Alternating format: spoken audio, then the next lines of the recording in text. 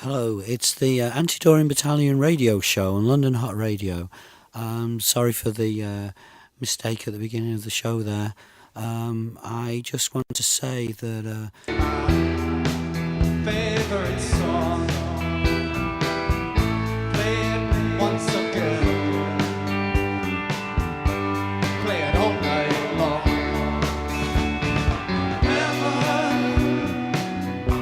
Heaven is a place, a place where nothing ever happens.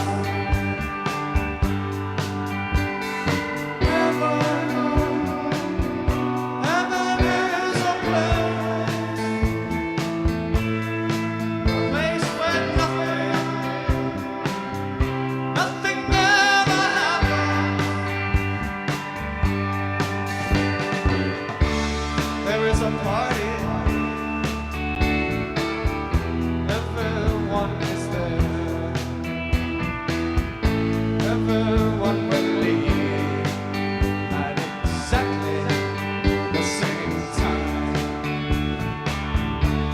It's hard to imagine that nothing at all could be so exciting, could be so much fun.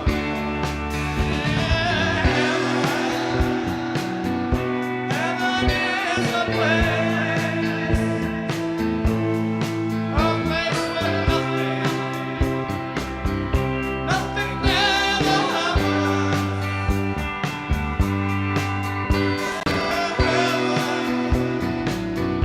Heaven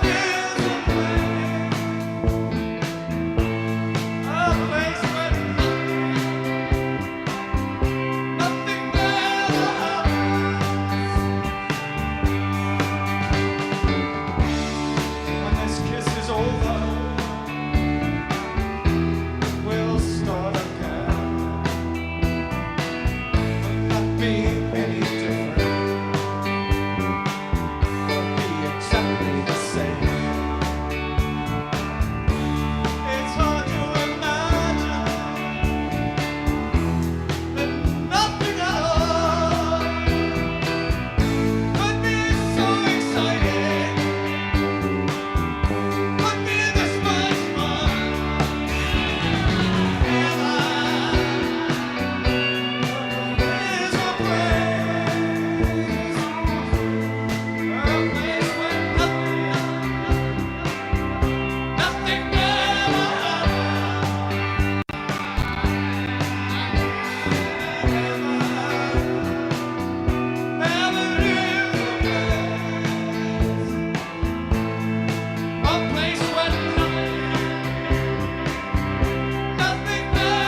happens.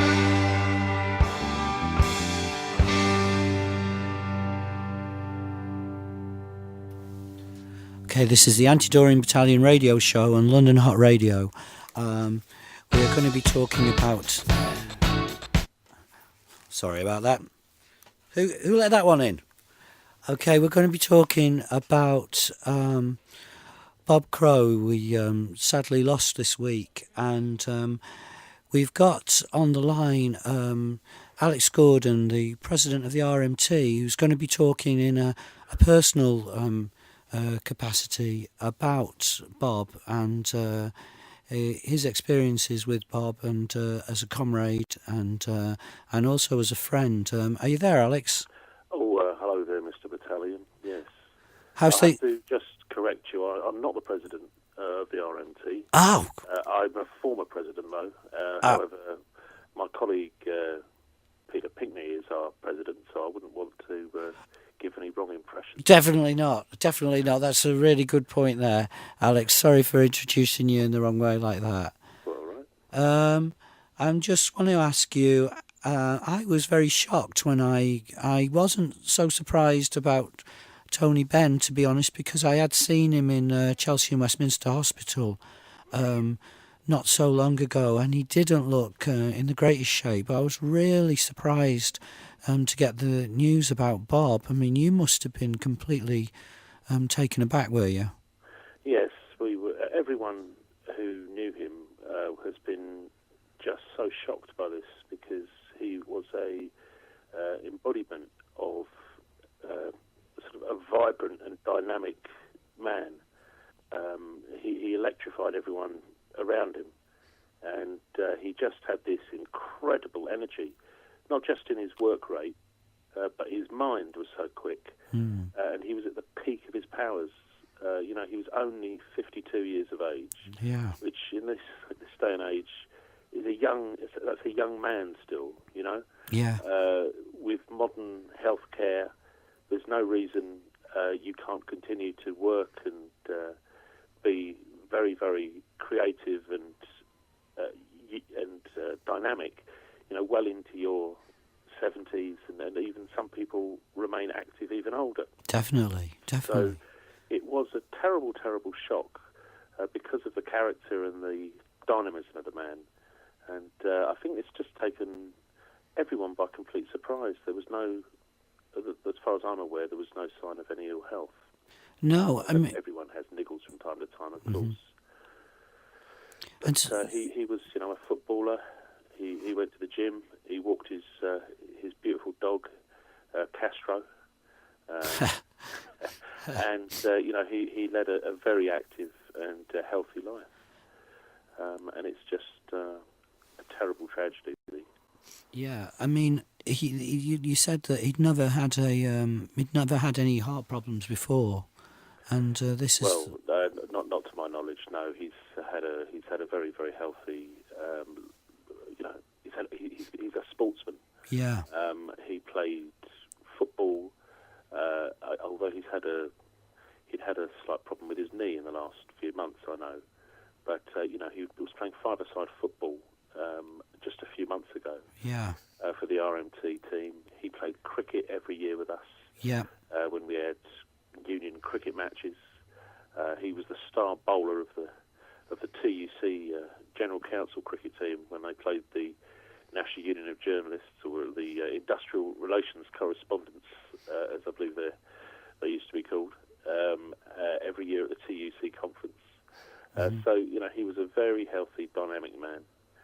And we were just all devastated and shocked when we heard the news that he died.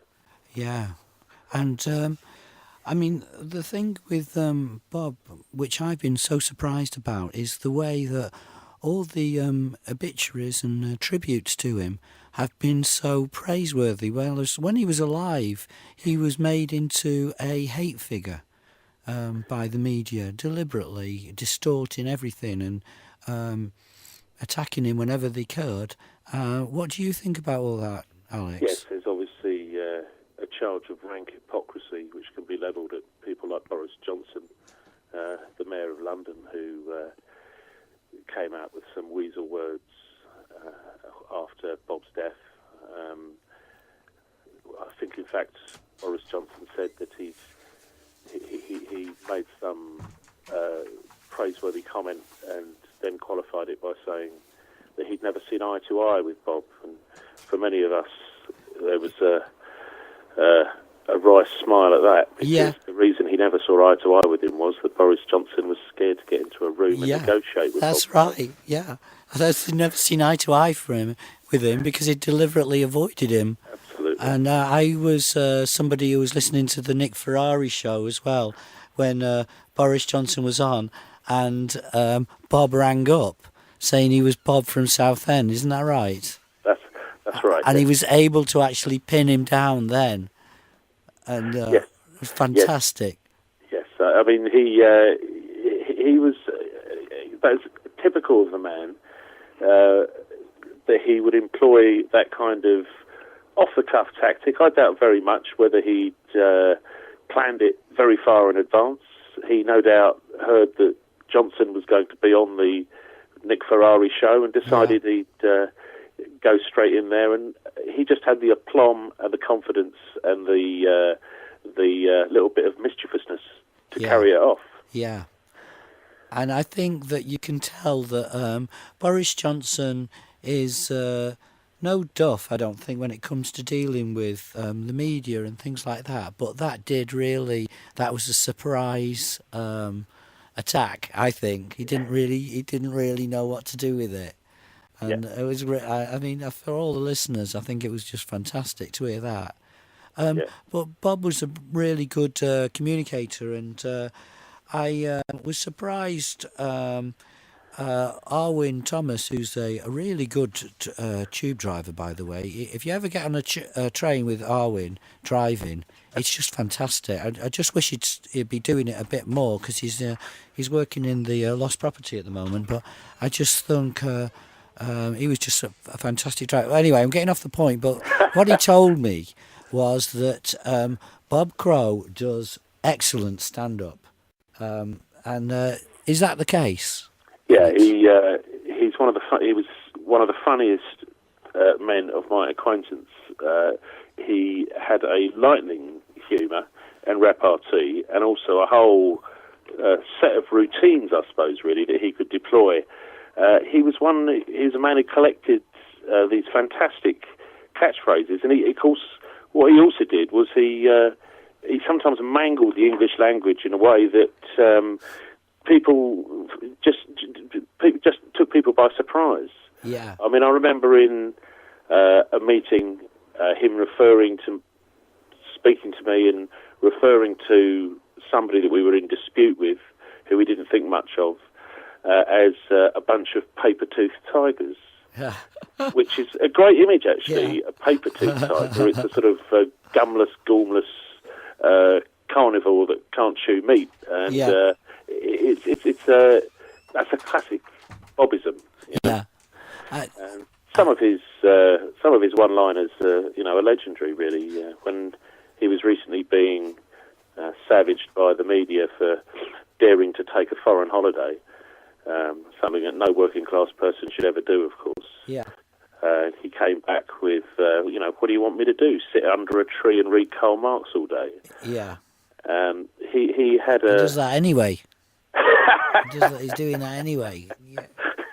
He had an ability to turn around most hostile interviewers and undermine them with a sharp jab, and catch them off their guard with a riposte or a bit of repartee or chuck a joke in. And some of his jokes were very, very good. Yeah.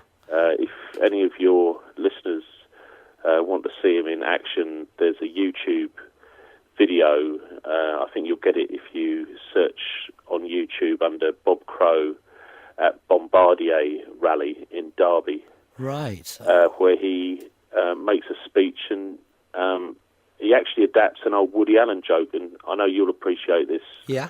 Anti Duhring, as a professional comedian yourself. Yeah, go ahead. But you know the old Woody Allen joke where Woody Allen is talking about the American politics in the early 1960s, I guess. Yeah.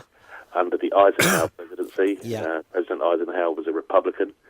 And Woody Allen says, I've been dating somebody who works for the Eisenhower administration. Uh-huh.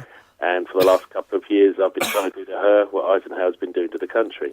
Yeah. And you have a look at the YouTube video of Bob Crow speaking 2 years ago at a massive trade union rally in the city centre of Derby, which was called in order to oppose the closure of the railway workshops there and the loss of thousands and thousands of jobs in the Midlands. Yeah.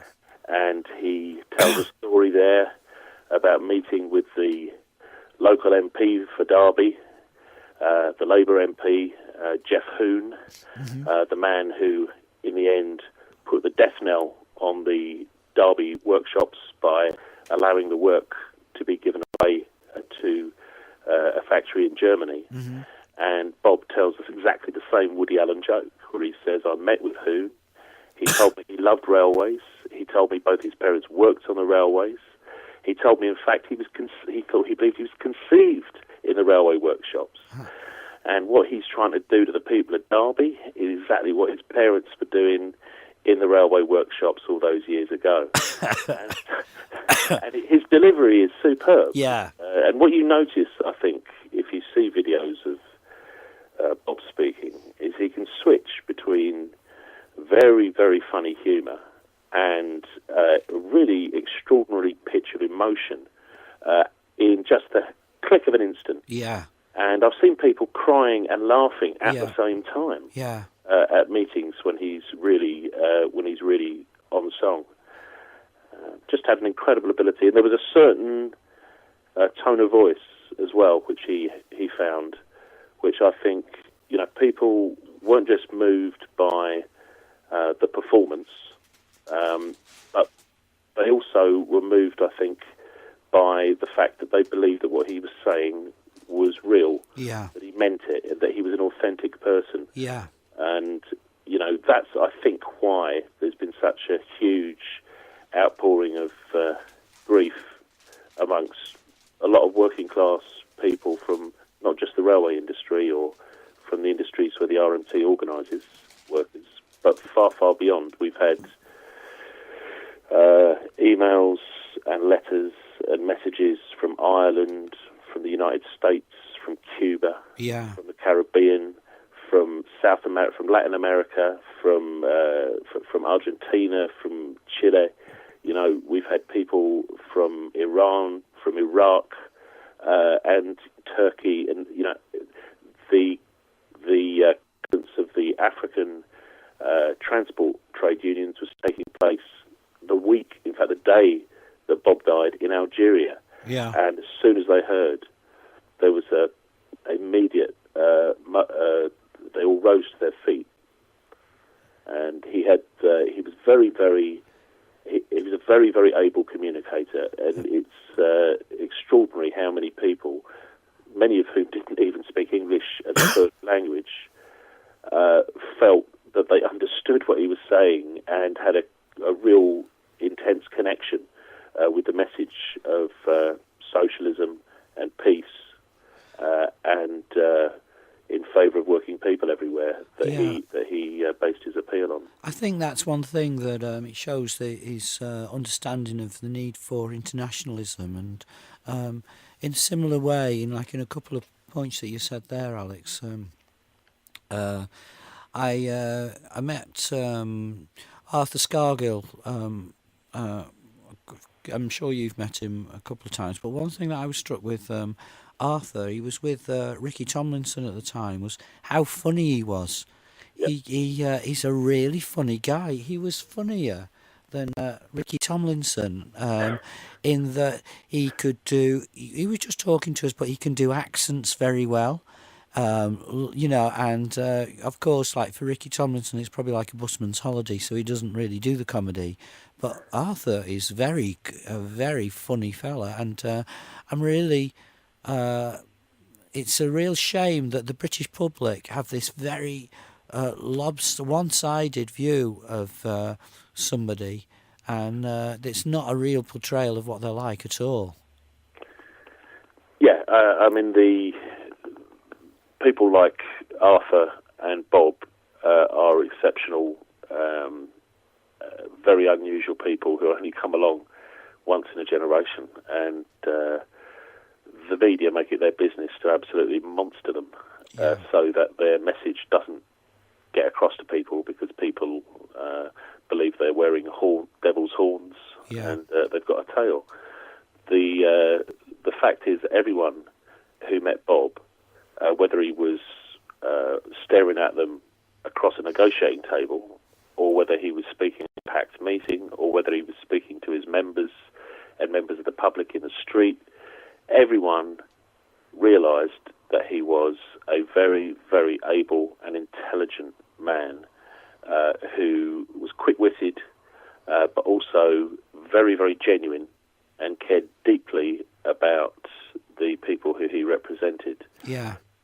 And I think the other thing is as well is that there's maybe some kind of a feeling of relief among people like the people who run the Standard and newspapers like that and other people, because they think, oh well, Bob's gone now, but Bob wasn't the RMT. Bob was representing the RMT, and I think that anybody who thinks that the RMT is not longer a force to be reckoned with, he's got another thing coming. Wouldn't you say so, Alex? Oh yeah, absolutely. And there was a very moving tribute paid to Bob at the People's Assembly meeting that took place on Saturday in London.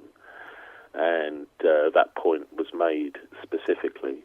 They may think that they've blunted the edge of our sword, blunted the cutting edge of the RMT, because we've lost our General Secretary, but they don't understand, those people, that the legacy that he left us is a very strong and robust organisation. There's a saying that great leaders don't create followers, they create more leaders.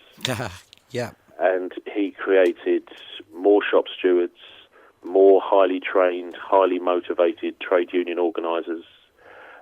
He created a whole generation of young trade unionists who had something to look up to.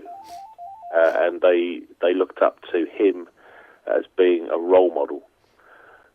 So we will be coming back fighting, but we obviously at the moment in a situation where we're grieving, and of course we need to remember his family, who have been on the,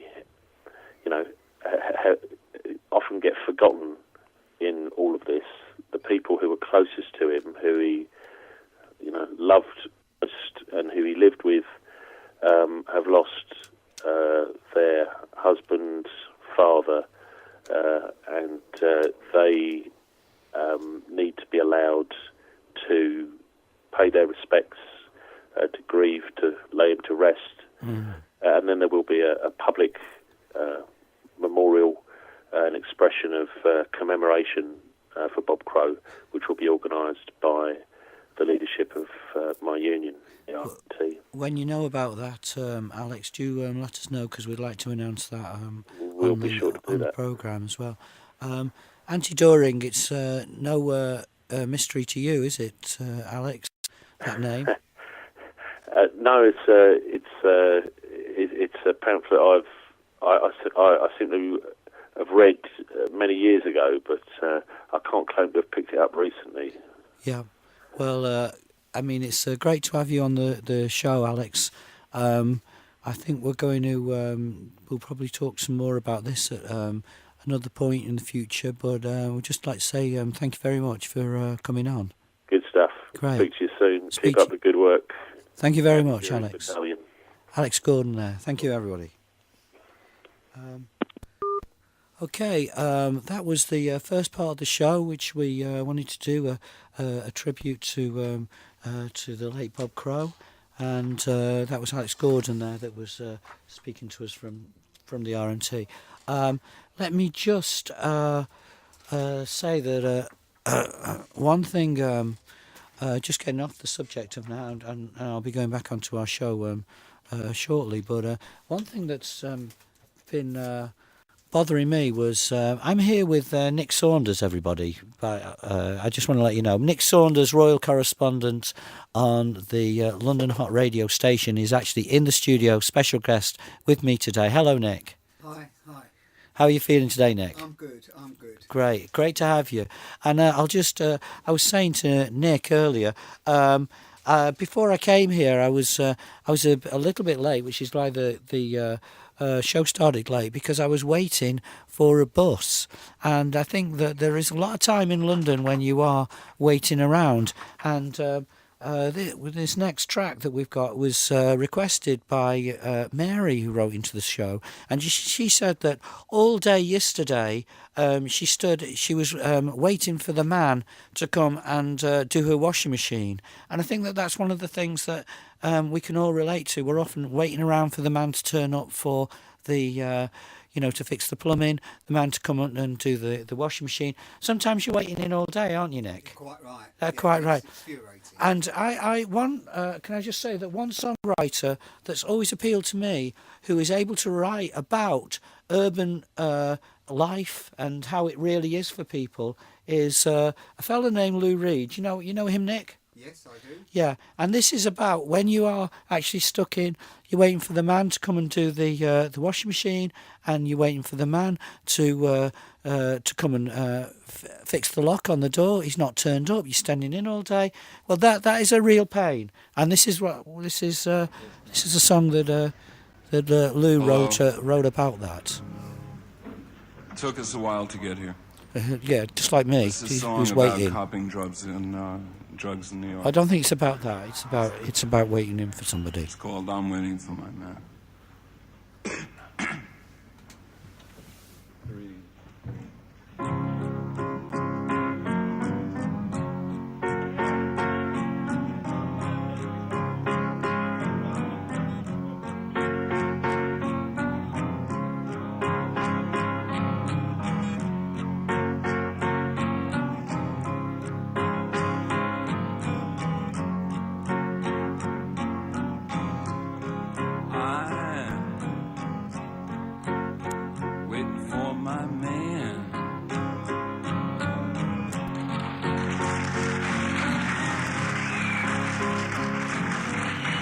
Got $26 in my hand.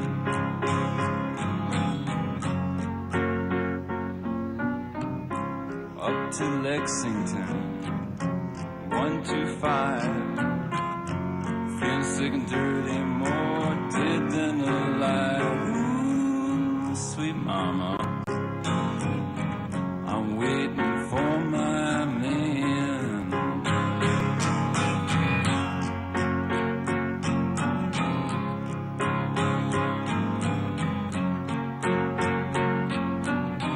Hey, white boy, what you doing uptown?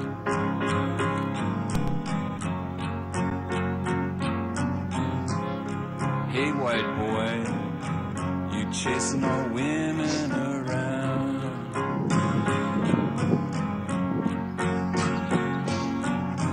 Oh, pardon me, sir, it's furthest from my mind. I'm just waiting for a dear, dear friend of mine. I'm waiting for my man.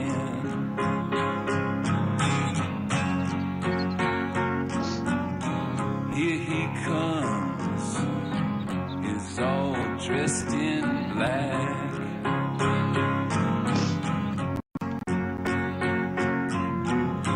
Your shoes and a big straw hat.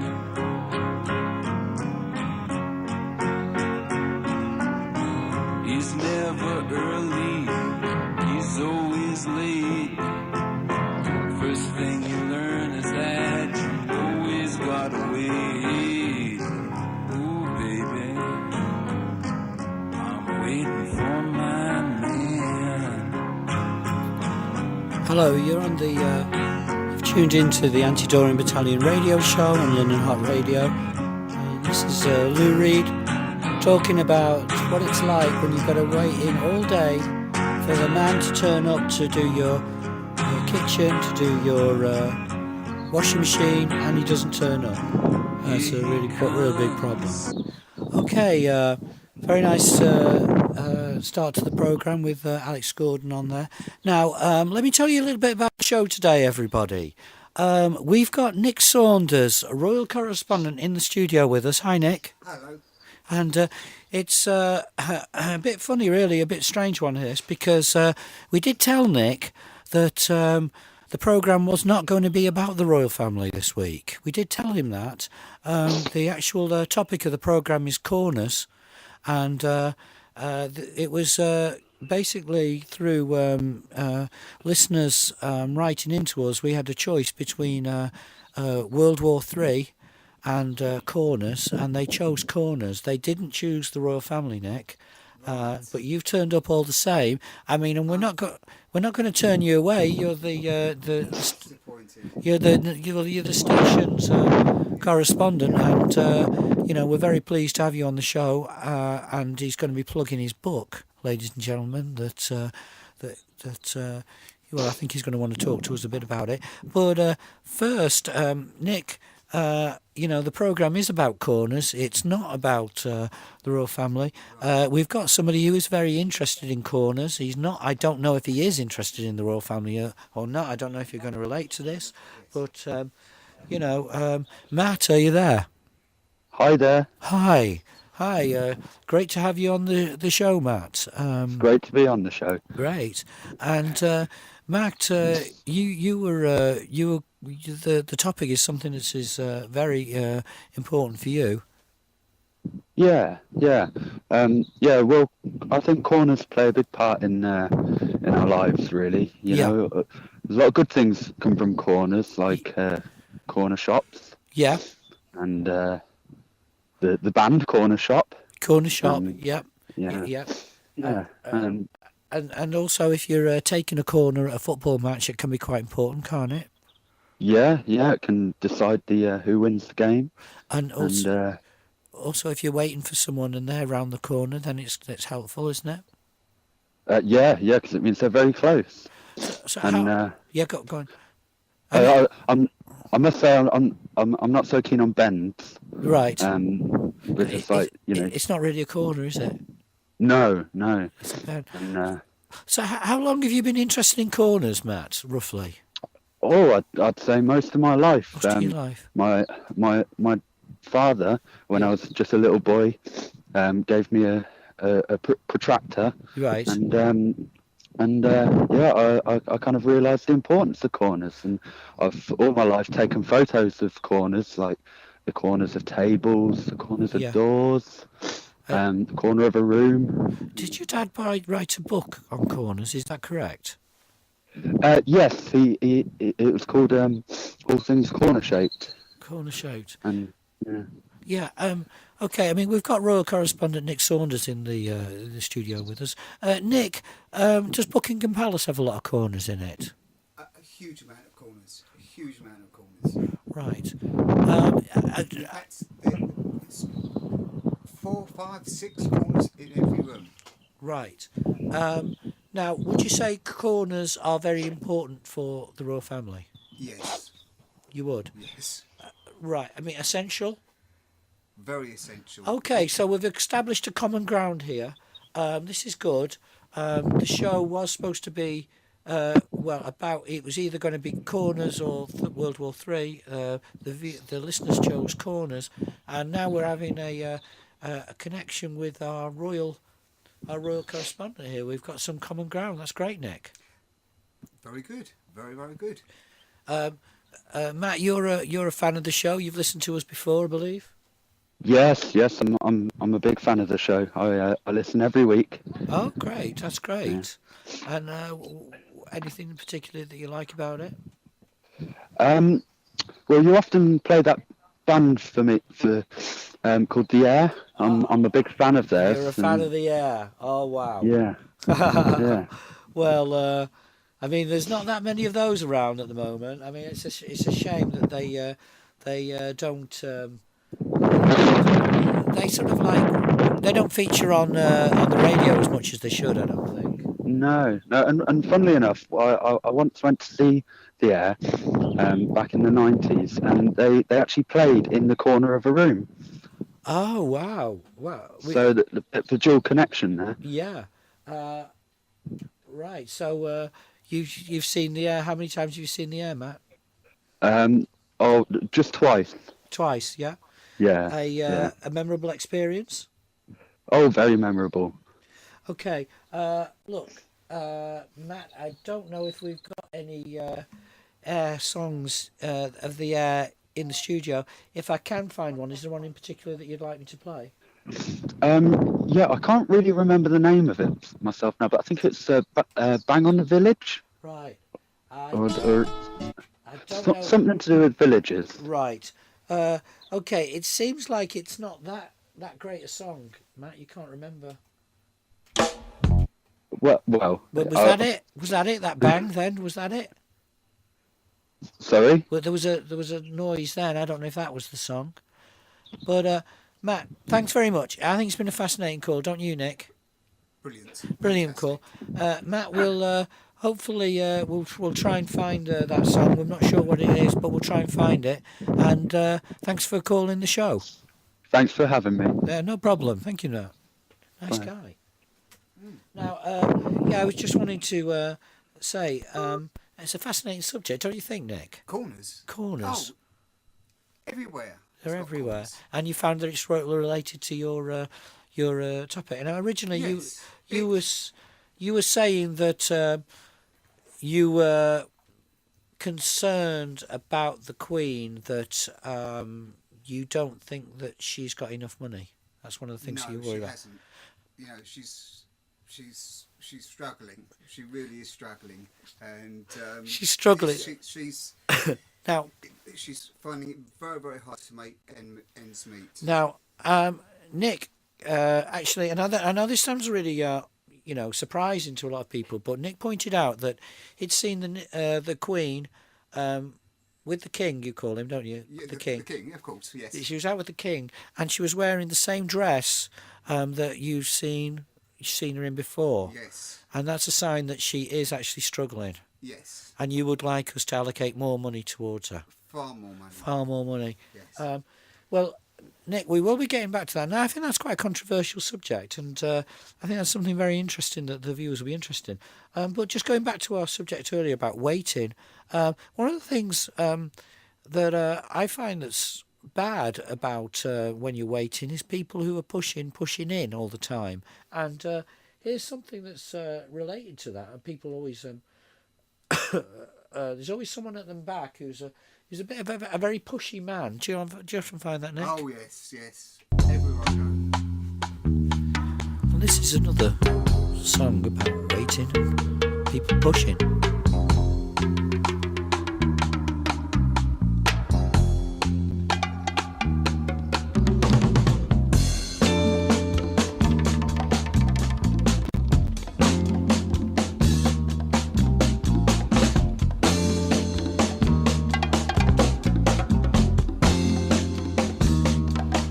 I'm your mama, I'm your daddy, I'm that nigga in the alley. I'm your doctor when you need, want some coke, have some weed. You know me, I'm your friend, your main boy, thick and thin. I'm your pusher man. I'm your pusher man.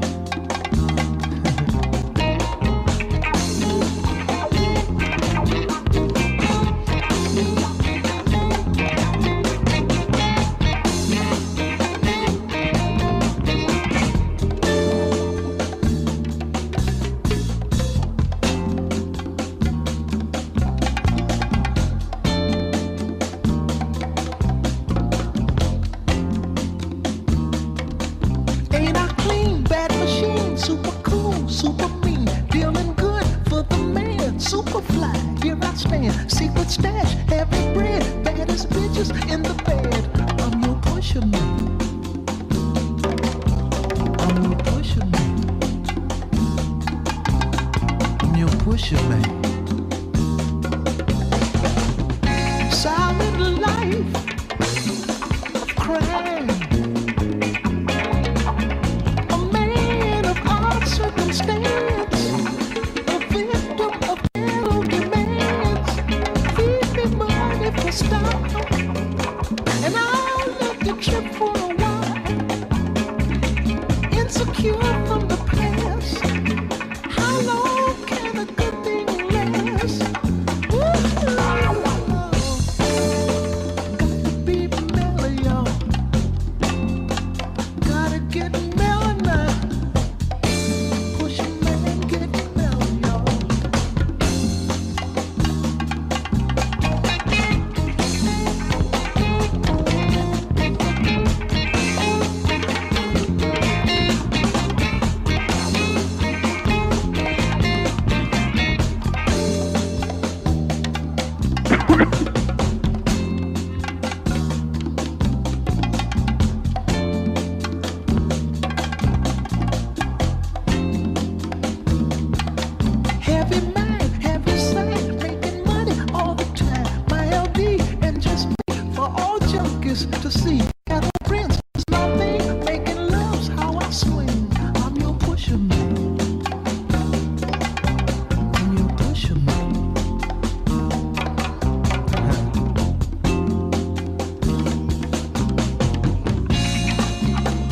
thanks, please, for a generous fee. Make your world what you want it to be. Got a woman I love desperately. Wanna give her something better than me. Been told I can't be nothing else. Just a hustler in spite of myself. I know I can make it. This life just don't make it. Lord, Lord, yeah. Got to get mellow now. Gotta be mellow, y'all. Got to get mellow now.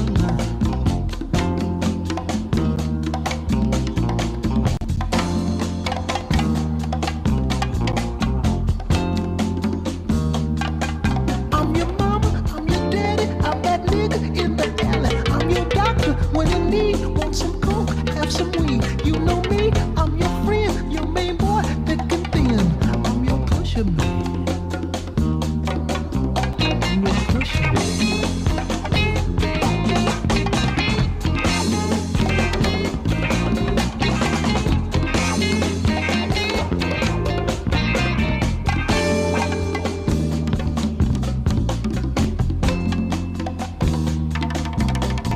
Pusher man. Pusher man. Hello, that's the Curtis Mayfield there talking about people who are always pushing in and pushing you around, and especially in queues when you're waiting. Now, we've got a caller in at the moment who's just called the show. It's Malcolm Harris. Malcolm, are you there? Yes, hello, Mr. Battalion. Yes, how are you? How are hello you there. this afternoon? Yeah, nice to have you on the show. Lovely to be on the show again, Mr. Battalion, and nice to hear that you're playing a song against pushing into queues, because that is one of my pet peeves. Yeah. And how you can get pushed into a corner as well. Yeah, well, that's very apt actually for the theme of the show.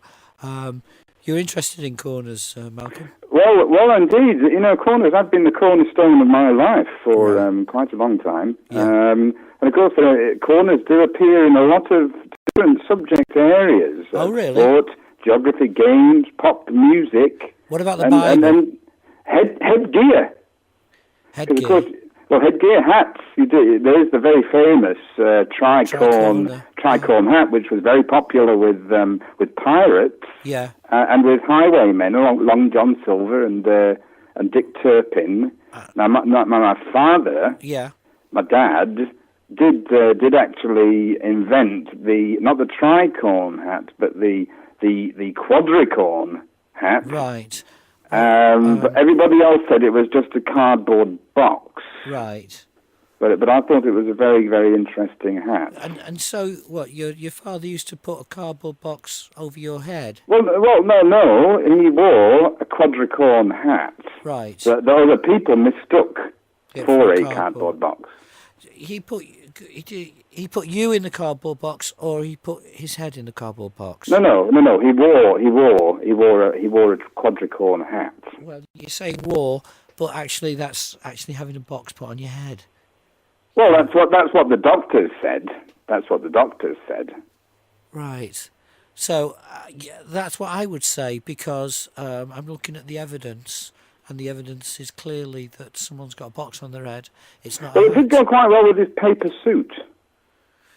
Sorry, you wore a paper suit. Yeah, well, it folded origami. You see, folding the corners again with the corners. You see. Yeah. Folding corners into the shape of the suit, and the quadricorn hat did go quite well with that.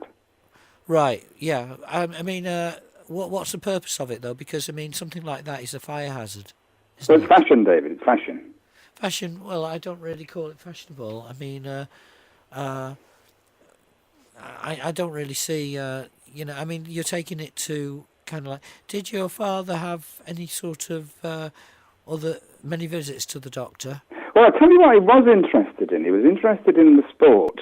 Now, on a Saturday afternoon, Kent Walton on World of Sport the wrestling, Mr. Battalion, the wrestling. Oh, yeah, yes. It was the red in the red corner and in the blue corner. Yeah, I see where you're coming from, yeah. Yes, That's corners, all. you see. Corners, very interesting. Yeah. So with Kent Walton, whispering Kent Walton. Yeah. And they had the baddies. Yeah. Baddies and the goodies. Yeah. Well, not the other goodies, you know. Yeah. The goodies in the wrestling. Right. And I do remember that, actually, that type of wrestling. And and you do sound like you know a little bit. Well, one of the very interesting thing about being in the corner is it means having some support. I will fight in your corner. Right, yeah. When were corners first invented, Malcolm? Well, as far as I know, and this is just me, but I think it does go back to Mr. Pythagoras. Right. I think he invented corners because he kept walking around in circles and he thought this is no good. So he invented the corner in order to be able to get further. Right.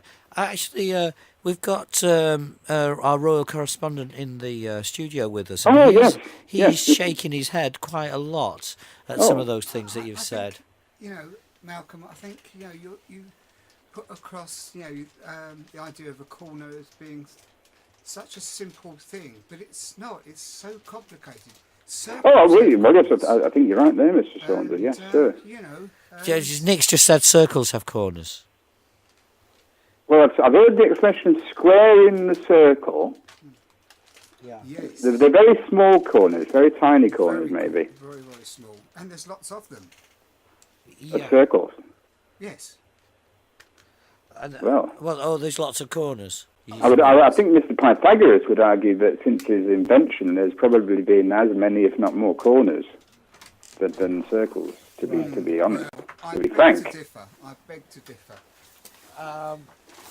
Okay, now let me just. Well, I think you're painting yourself into a corner there, actually. Yeah. Well, I think Nick. You're a bit of a square, really, and to say that it's just the idea of a corner is quite superficial. No, and I would say you're not the first person to have said that about me. I would say that. Sure, yes. But I think on the subject of corners per se, Nick, I should say, not per se, on the pop music front, I think we were talking about it just a moment ago, Lindisfarne came out with Meet Me on the Corner. That's right. Meet me on the corner when the lights are coming on and I'll be there. Which, if you think about it, is the right time to meet on the corner when the light is coming on. Malcolm. Otherwise, you're unlikely to be seen. Malcolm, I would just want to say it's been absolutely fantastic having you on the show. Oh, thank you very much, Dave. Mr. Battalion, always a pleasure. Always a pleasure. Nice to have you. Nice man. I can tell we know each other very well. How can I show you? I'm glad I got to know you, 'cause I've heard some talk. They say you think I'm fine. Yes, I'm in love. And what I do to make you mine? Tell me now, is it so? Don't let me be the last to know. My hands are shaking. Don't let my heart keep breaking, 'cause I need your love.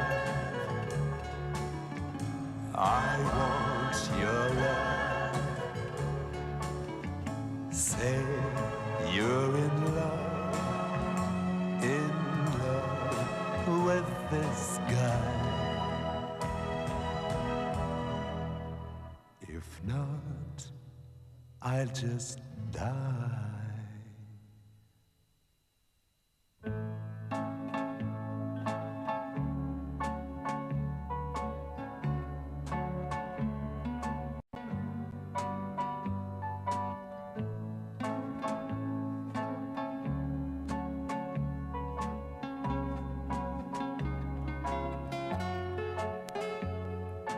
Tell me now, is it so? Don't let me be the last to know. My hands are shaking. Very special song here for Mrs. Duhring Battalion, who's in France at the moment. Really missing you. I want your love. Say you're in love with this guy. You like the music, Nick? Very much so. Very nice. Curtis Mayfield, No. Move On Up. Classic. I'll Yeah. just die. But this is beautiful, isn't it? Can't you just melt to that? I've already melted, Dave. It's already melted, everybody. Okay, let's just get back to the show. And yeah, we are lucky enough, well, you could say that, and that's one way of looking at it, to have royal correspondent Nick Saunders in the show, despite the fact that the show isn't about the royal family. Nick's insisted on coming in, and he's here to talk to us about his book that he's writing. Is that right, Nick? Yes. I've been writing this book for 20 years. Right. And everywhere I go, I have moments of sheer genius. Yeah. And I scribble down notes and I lose them again. Yeah. And it's very, very frustrating. But I've been planning this book for 20 years, and also the King wants me to write a biography of him. Right. Now that's interesting. I mean, you call him the King. I mean, that's obviously Yes. you know him quite well. Yes. Now, I want to say that this method that you've used to compile your research and your Yes, books, yes. it's called having. You call it having an idea. Yes. And it's not. You don't use facts. It's not a fact-based book. It's more you've got a feeling that it's right. Yes. I mean, you do talk about the Queen in an unusual way. I just want to say that you talk about her as somebody that I've not known. I mean, you talk about how she started life quite poor. Yes. She was very poor, and her father was on the dole. You said. Yes, that's right. Yeah, she was on And the not dole. many people know that. Not many people know that. And then she sort of worked her way up. She was working in. You said she worked in Sainsbury's. That's right. Sainsbury's, yes. Yes, for a time. And she struggled to didn't know when the next meal was coming from a lot of the time. Exactly. It was very, very difficult to make ends meet in those days. You see, this is a completely new aspect of the royal family, and I think it's very interesting that Nick's able to talk talk to us about this. And then also you talk about the arrests, Nick. Yes, the Queen was arrested a few times. She got arrested 4 times for speeding in a car. Right. And she's had a number of arrests. Yeah. Well, you see, this is I think that your book will be of very much interest to a lot of people. It's not you. I think a lot of books are held back by facts. Yes. You that's don't right. you don't use facts in the book. No facts whatsoever, really. Yeah. It's all in my head. You see. Right. And you've got an idea that this is going to be a big seller. This is going to be a huge seller. Okay. Well, it's probably going to be more big than the Bible. Okay, well that's great to know. Nick, we want to say thanks very much for coming on the show. It's been lovely to have you. My pleasure. This is Nick's choice for his song to play out. It's a very important song for him. And we'll see you next time next week on the Duhring Battalion show on London Hott Radio. You can. I can't. Look, Orville. Yes. Nothing that you can say will change how I feel today. I know that we'll never part. Now hear what I'm saying, Orville. Yes? Who is your very best friend? You are. I'm gonna help you mend your broken heart. You know, I wish that I had a mummy and dad, but I don't. You don't. My sadness will end, but it won't. It will. It won't. Look, Orville, Yes? now that I'm here with you, there's nothing that you can't do. So why don't you make a start and hear what I'm saying, Orville? Yes? Who is your very best friend? You are. I'm gonna help you mend your broken heart.